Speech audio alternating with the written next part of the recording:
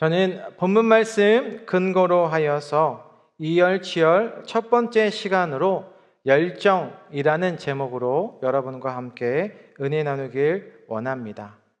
오늘 말씀은 바울이 복음을 받은 자들의 삶이 어떠한 삶으로 믿음으로 승리하는지 아주 잘 가르쳐주고 있습니다. 본문에서 열심을 품고 부지런하여 게으르지 말고 항상 기도에 힘쓰라, 이 말씀은 단순한 격려가 아니라 바울이 직접 경험했고 체험한 복음을 전했던 그였기에 하나님의 나라를 향한 뜨거운 열정이자 그것이 이제는 실제 삶으로 열정으로 드리며 나타나게 되어진다는 것이죠.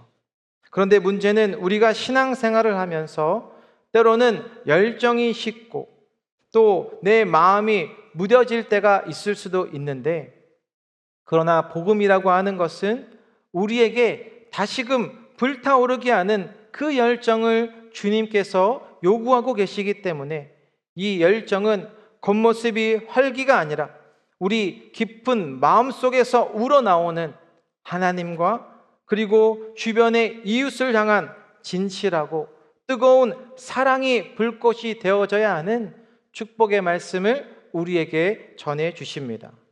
얼마나 열정으로 신앙생활을 해야 하는지 믿음의 경주를 마라톤이나 축구 경기에서 대조해서 이야기를 할 때가 있는데, 2024년 통계청 자료에 따르면 남자의 평균 수명은 80.5세, 여성의 평균 수명은 86.5세로 나타나고 있습니다. 제가 올려드린 표를 보시면 우리 남성분들의 기준으로 축구 경기 60분으로 환산했을 때의 표입니다. 초등학교 입학과 중학교 졸업, 또 대학교 졸업과 결혼 평균 나이를 했는데 이것이 전반전입니다. 후반전에 시작하는 나이를 보게 되니까 40.3세인데요.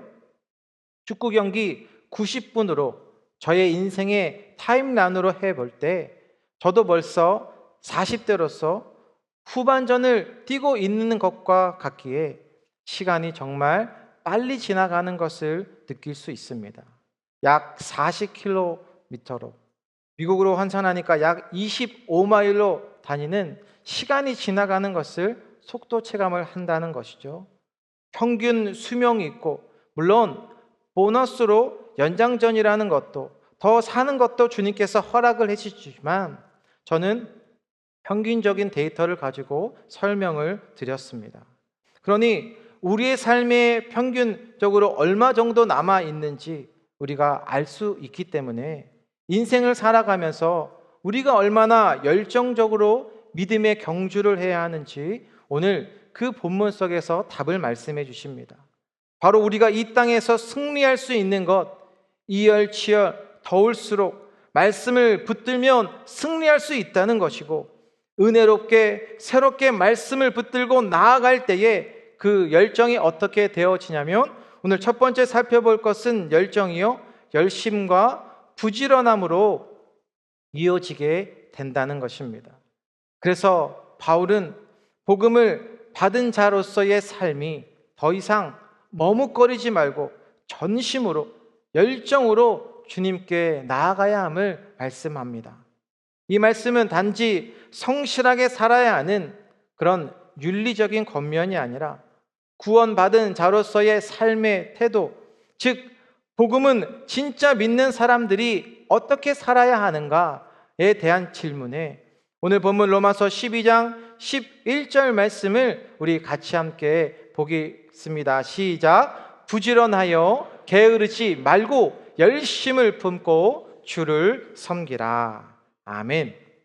이 말씀은 성격이 활발한 사람, 열정적인 성향을 가진 사람에게만 주는 말씀이 아니라는 것이죠. 이 말씀은 복음을 경험한 모든 성도에게 주시는 말씀입니다. 오늘 본문에 부지런하여 게으르지 말고, 신앙이란 기다림이 아니라 우리의 움직임에서부터 시작이 되는데, 저는 모태 신앙으로 태어나서, 모태 신앙이 무엇입니까 여러분? 못된 신앙으로 움직이려고 잘 하지 않습니다. 그렇게 태어나면서부터 여의도 순복음교회에 다니게 되었고, 봉사라고 하는 것을 중학교 3학년 때부터 찬양팀에 들어가면서 베이스 기타를 연주하면서 이 열정과 열심에 대해서 어떤 것인지 조금 알 수 있게 되었습니다. 오늘 본문의 열심 전에 부지런하여, 이 말씀은 헬라어로 수프데로, 이 뜻은 부지런함과 열심히, 복음으로 살아가는 저희들의 삶이 얼마나 성실해야 하는지를 알 수 있게 되어진다는 것입니다. 문제는 우리에게 성경은 게을러도 된다고 했을까요? 게을러도 안 된다고 말씀하고 있을까요? 분명 게으르지 말고 말씀하십니다. 그래서 오늘 할 일을 내일로 미루지 말고 부지런히 말씀을 올바로 지키며 나아가야 하는데, 그런데 어떤 분은 축복과 은혜의 말씀을 사모하기보다는 계속해서 변명과 핑계를 대는 분을 보게 됩니다. 좀 더 여유가 생기면 주님 앞에 헌신하겠습니다. 지금은 저의 일이 너무나 바빠서요. 언젠가는 제가 헌신하겠습니다. 제가 앞서 축구 경기를 예로 들어서 설명을 드렸는데, 우리의 인생은 월드컵의 결승전보다 중요한 우리의 영원한 생명, 영생이 달려있기 때문에 내가 얼마나 열정으로 달리고 그 믿음의 경주에 참여하고 있는가를 오늘 이 시간을 통해 점검해 보셔야 한다는 것입니다. 왜냐하면 중요한 축구 경기에서 후반전과 또 나머지 15분은 매우 중요하기 때문이라는 것이죠.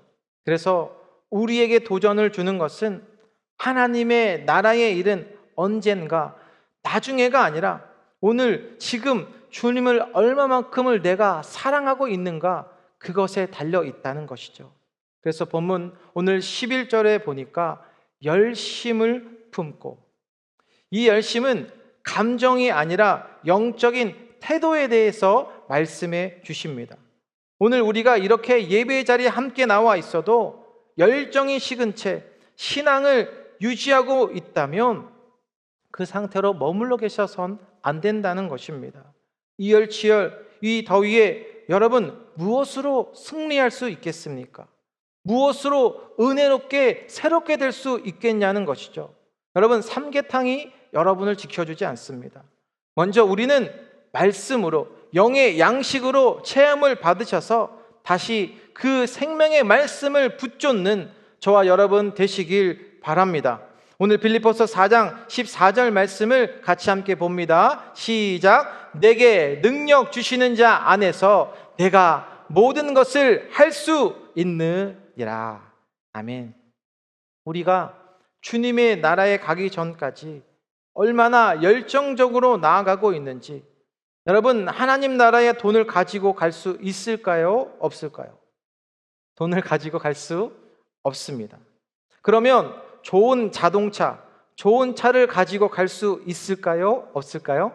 좋은 자동차도 이 땅에서 필요한 교통수단일 뿐이며 좋은 집도 가지고 갈 수 없는 그러한 곳입니다. 그렇다면 그곳에 무엇을 가지고 있겠는지 오늘 본문은 우리에게 물어보고 있습니다. 지금 여러분의 열정, 그 열심, 나의 부지런함으로 인해서 갈 수 있는데, 반대로 하나님 나라에 대해서 게으르고 그런 레이지한 부분들, 분명 오늘 성경에서는 게으르지 말라라고 말씀해 주고 있다는 것이죠. 그래서 그 귀한 은혜와 축복의 자리에서, 사역의 자리에서 오늘 본문 11절 하반절에 보면 주를 섬기라 라고 말씀해 주고 있습니다. 우리는 이 땅을 살아가면서 사람을 보고 믿고 세상을 바라보고 따라가면 넘어지고 깨어져 버리고 망가져 버리는 인생이 되어져 버리지만, 본문에서 무엇을 말씀합니까? 사람이 아니고 이 세상이 아니라 주님을 바라보며 나아가셔야 한다는 것입니다. 여러분, 아멘이십니까? 오늘 나에게 생명 주셔서 예배 드릴 수 있고 헌신할 수 있고 내 주님께서 주신 귀한 영적인 마음들을 함께 나눌 때 나는 과연 예수로 충만한 삶을 살아가고 있는가? 오스 와일드 챔버스의 주님은 나의 최고봉이라는 책 속에서 그는 이렇게 이야기를 하기 있는데요. 우리 함께 옆에 있는 거 매일의 삶 속에 함께 있습니다. 시작. 매일의 삶 속에서 주님만을 바라보며 헌신과 섬김을 지속하는 성도의 태도를 강조하고 있습니다. 아멘. 사랑하는 여러분, 보이지 않는 하나님께서 오늘도 우리와 나와 함께 하심을 믿으셔서 그동안 나에게 베풀어 주셨던 그 놀라운 사랑, 그 십자가의 은혜를 잊지 않으셔서 이 더운 날씨에 이열치열, 특히 한국 분들은 더운 날씨에도 뜨거운 국물을 드시면 어떻다고 이야기하세요?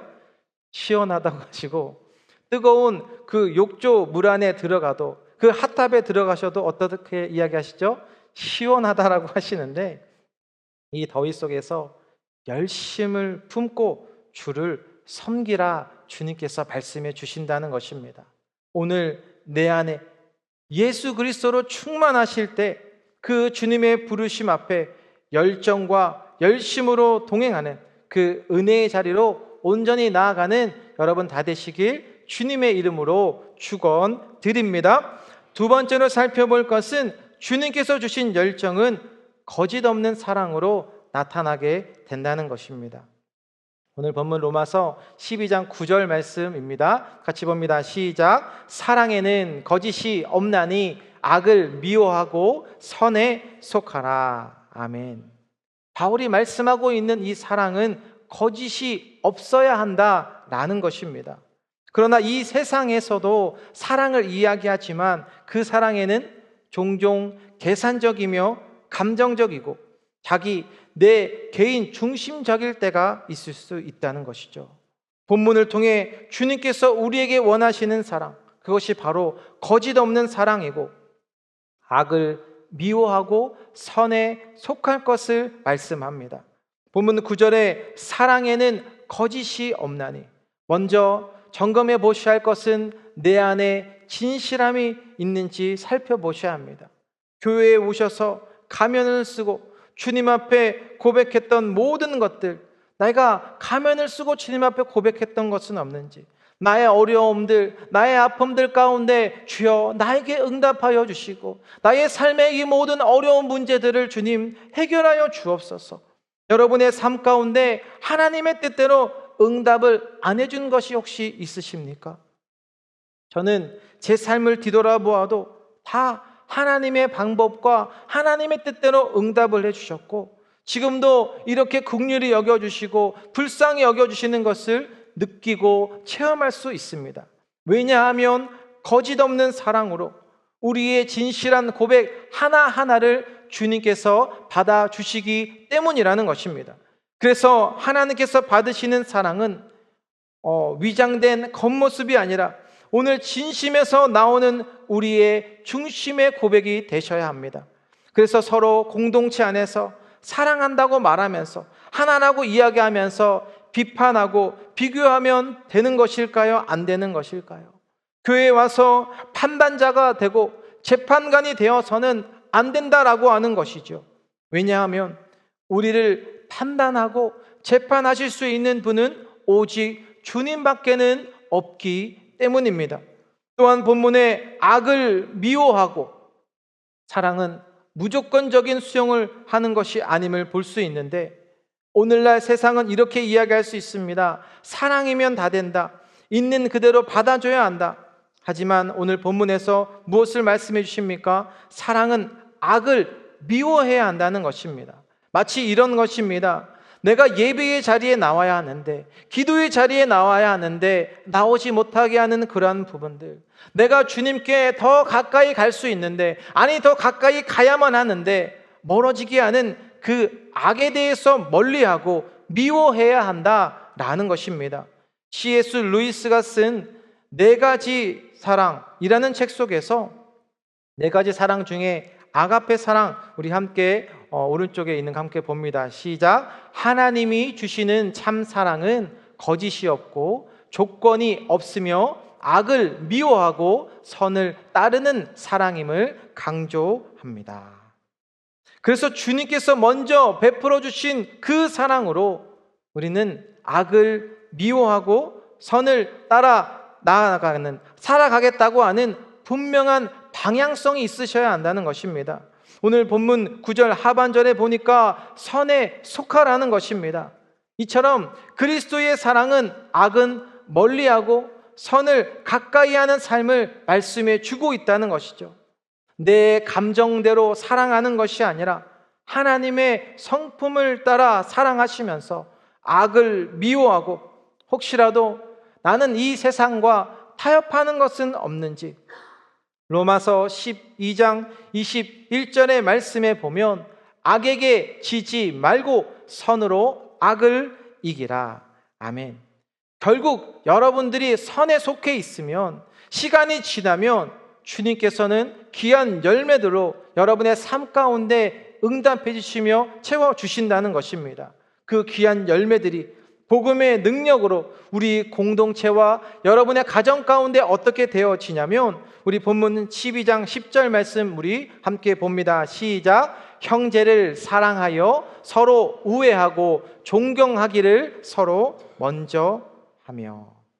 아멘. 이 말씀은 단순한 예의 범절의 권면이 아니라 복음을 경험한 사람만이 믿음으로 살아낼 수 있는 태도라는 것입니다.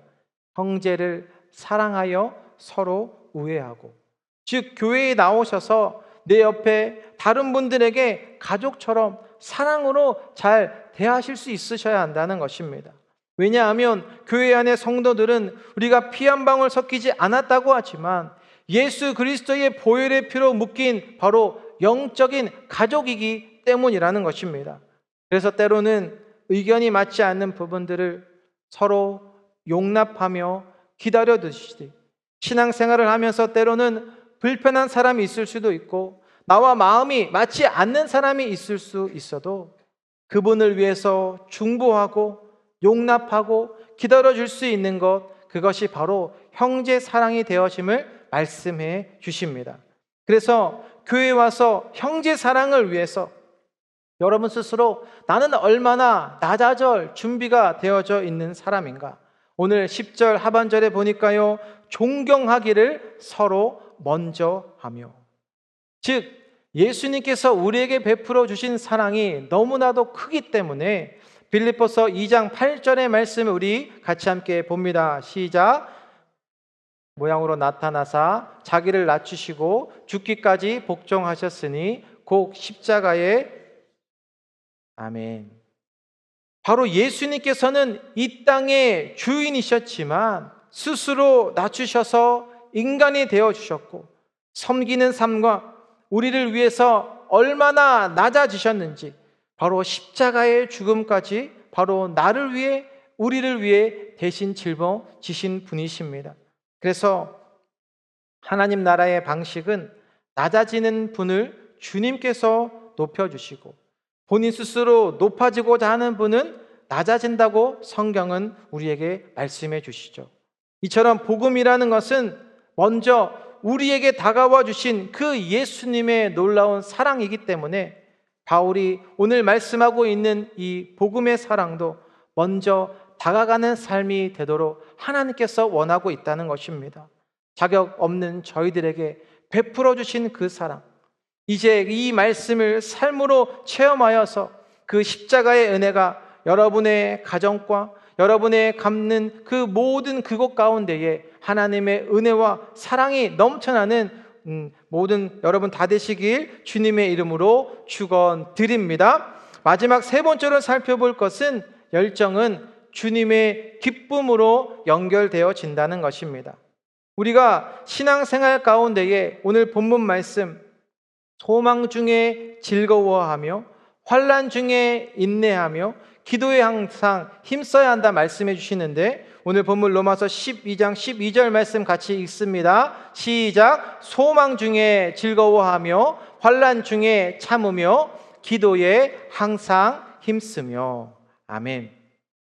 그래서 복음으로 살아가는 우리의 삶이 얼마나 잘 균형 있게, 밸런스 있게, 또 깊이 있게 나아가야 하는지 말씀해 주시는데, 소망 중에 즐거워하라 라고 말씀해 주십니다. 이 말씀은요, 기쁜 일이 있을 때에만 기뻐하라 그런 말씀이 아닙니다. 기쁨의 이유를 하나님께서 주신 그 소망에서 찾아야 함을 말씀해 주신다는 것이죠. 존 파이퍼 목사님께서 쓰신 하나님을 기뻐하라 라는 책 속에서 우리 오른쪽 같이 봅니다. 시작. 기쁨은 단지 결과가 아니라 믿음의 현재적인 행위이다. 진정한 소망은 미래의 영광을 기대하며 지금 기뻐하는 것이다. 아멘. 사랑하는 여러분, 우리가 장차 누리게 되는 그 영광이 있기 때문에 오늘도 하나님의 소망 가운데 계신 분들에게 어떤 지금 당장의 환난이 있다 할지라도, 어려움이 있다 할지라도 우리가 주님께서 주신 그 소망을 바라보고 계신다면 기뻐할 수 있다는 것이고, 그 주신 소망으로 담대히 이기며 승리하게 된다는 것입니다. 그래서 오늘 본문 12절 말씀에 환난 중에 참으며, 우리의 믿음은 편안하고 익숙한 환경보다는 믿음이라고 하는 것, 나의 삶에 원치 않는 어떤 고통, 어려움 속에서 영적으로 성장할 수 있기 때문에 바울은 말씀하고 있죠. 환난 중에 참으라, 환난을 피하지 말라, 이 말씀을 해준다는 것입니다. 이 환난을 이길 수 있고 기쁨으로 회복될 수 있는 이 열정, 오늘 12절에 보니까 기도에 항상 힘쓰며 라고 말씀해 주십니다. 왜냐하면 기도 없이는 우리의 삶이 변화되지 않기 때문입니다. 여기서 힘쓰라, 이 말씀은 그냥 가볍게 기도하라는 것이 아닙니다. 정말 주님 앞에 붙잡고 매달려야 하는, 기도에 힘써야 한다는 것을 하나님께 붙들려 있어야 우리가 스스로 무너지지 않기 때문에 붙잡고 나아가야 한다는 것이죠.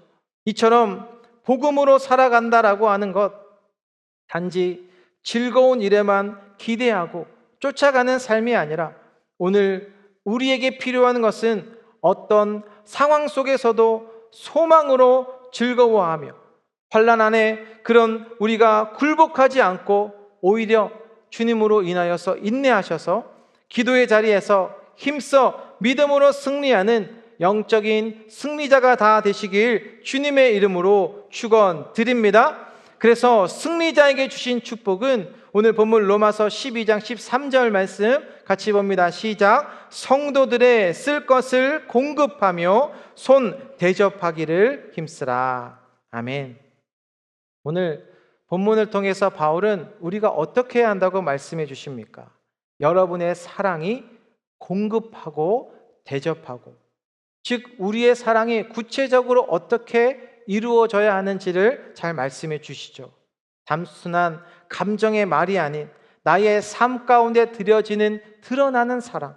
우리는 이 말씀 앞에서 나의 삶을 점검해 보셔서 본문에서 말씀하고 있는 이 성도들의 쓸 것, 단순히 경제적인 지원만을 의미하는 것이 아니라 때로는 나의 시간과 마음, 물질, 용서와 위로까지 모든 것이 포함되어져 있습니다.